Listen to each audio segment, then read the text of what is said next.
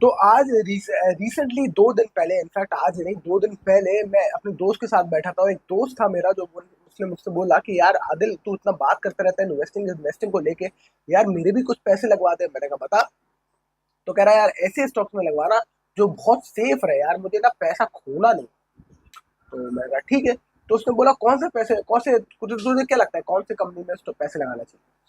मैंने कहा यार मेरे हिसाब से अगर तुझे खोना नहीं है और तुझे सेफ रहना है तो सेफ स्टॉक्स तो वो होते हैं जो लार्ज कैप होते हैं, और एट द सेम टाइम आपको प्रोमोटर का जो बैकग्राउंड है वो जरूर देखना इम्पोर्टेंट है, यानी कि कौन कंपनी चला रहा है, कितने साल से चला रहा है, वो बहुत इंपॉर्टेंट है। तो मैंने कहा यार टाटा पे ज्यादा भरोसा कर सकते हो इन चीजों में तुम, तो एक काम करो तुम टाइटन खरीद लो। तो उसने कहा ठीक है यार टाइटन खरीदना, और क्या खरीदना है। और मैंने कहा एक और कंपनी तुम खरीद ना सकते हो, तुम ट्रेंड खरीद सकते हो। मैंने कहा टाइटन की कंपनी है। और या फिर मैंने कहा तुम ऐसे कंपनी और कोई अगर सेफ है तो रिलायंस इंडस्ट्रीज खरीद लो। मैंने कहा यार रिलायंस इंडस्ट्रीज तो पूरी इंडिया लेके बैठा है रिलायंस इंडस्ट्रीज, तो वो तो उसमें तो भरोसा लगा ही सकते हो। तुम्हें पता है मोटा भाई की कंपनी, और मोटा भाई किसी को हिलने नहीं देंगे अपने बिजनेस के आगे, किसी को जमने भी नहीं देंगे अपने सामने। तो मोटा भाई की कंपनी में इन्वेस्ट कर सकते हो। कह रहा है ठीक है। तो ये सारा ज्ञान लेके वो चला गया। मैं उसे 2 दिन बाद मिला और 2 दिन बाद उससे पूछा कि भाई इन्वेस्ट कर स्टार्ट करी तुमने। कह रहा हाँ हाँ कर दी मैंने। मैं कहा तो मैंने क्या खरीदा। तो बोला वोडाफोन आइडिया। और मैं बड़ा हैरान, मैंने सर पकड़ लिया अपना, मैं सोच के कि क्या कर रहे हो भाई। तुमने मुझसे बोला कि तुम्हें सेफ कंपनी चाहिए और तुमने खरीदा वोडाफोन आइडिया, ये क्यों। तो भाई साहब बोले कि वोडाफोन आइडिया ना सस्ता था यार, टाइटन और ये बहुत महंगे थे। ये प्रॉब्लम हमारे हमारे सबकी है, हर हर इन्वेस्टर की यही प्रॉब्लम है कि उसको 5-6 रुपए वाला तो सस्ता लगता है स्टॉक, और जो 4-5 हजार का स्टॉक होता है वो उसे महंगा लगता है। जबकि स्टॉक मार्केट में ऐसा कुछ भी नहीं है, 5 रुपए वाला स्टॉक आपको लगता है सस्ता, आप सोचते ज्यादा स्टॉक भर लेंगे ज्यादा फायदा हो जाएगा, पर वो स्टॉक की प्राइस उतनी होती है। आप ये नहीं समझते कि अगर 5 हजार रुपए का कोई स्टॉक है और वो 2% मूव करता है, तो उसमें आप उतना ही पैसा कमाते हो जितना आपने 5 हजार रुपए वाले स्टॉक 5 रुपए के स्टॉक में लगाया। अगर वो 2% मूव करेगा तो उसका 2% और उसका 2% एक ही बात होती है मेरे भाई। पर लोगों को समझ में नहीं आता ये बात।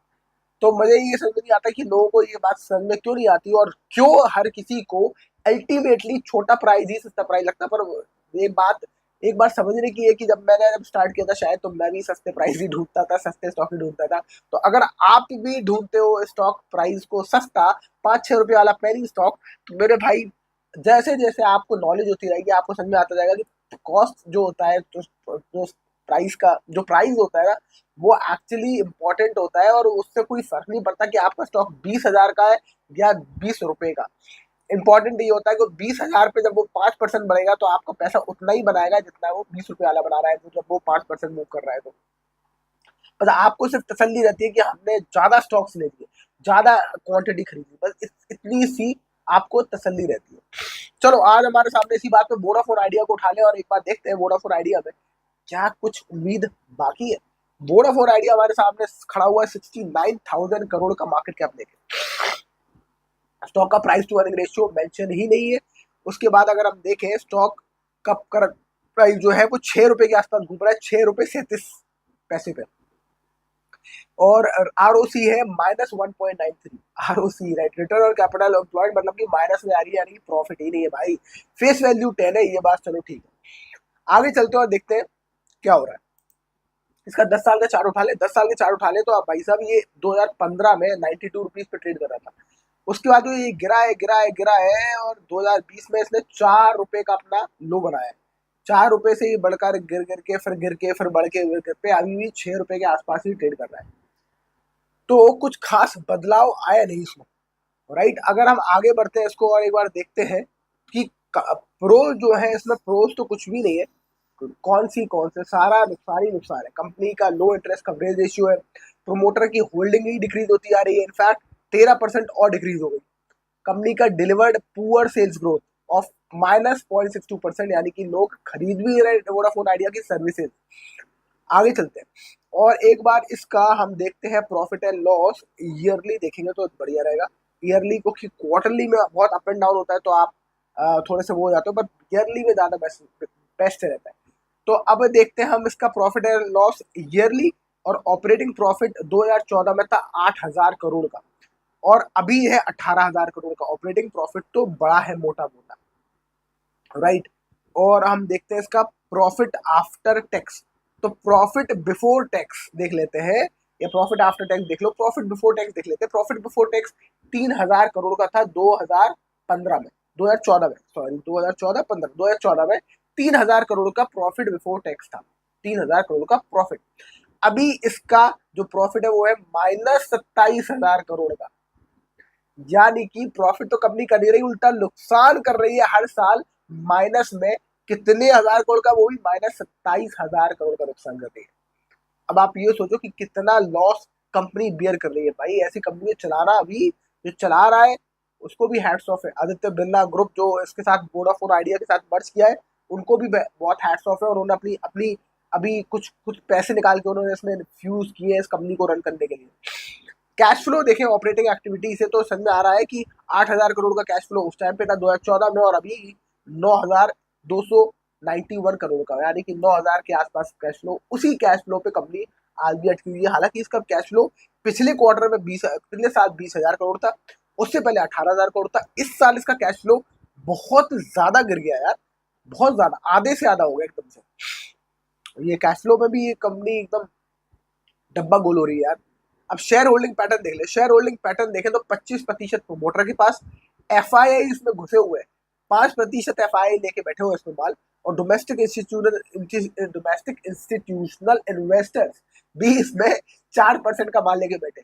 तो 4% माल लोकल इन्वेस्टर्स के पास, 5% माल एफआईआई के पास, 25% प्रमोटर, और सरकार 50% की मार्केट।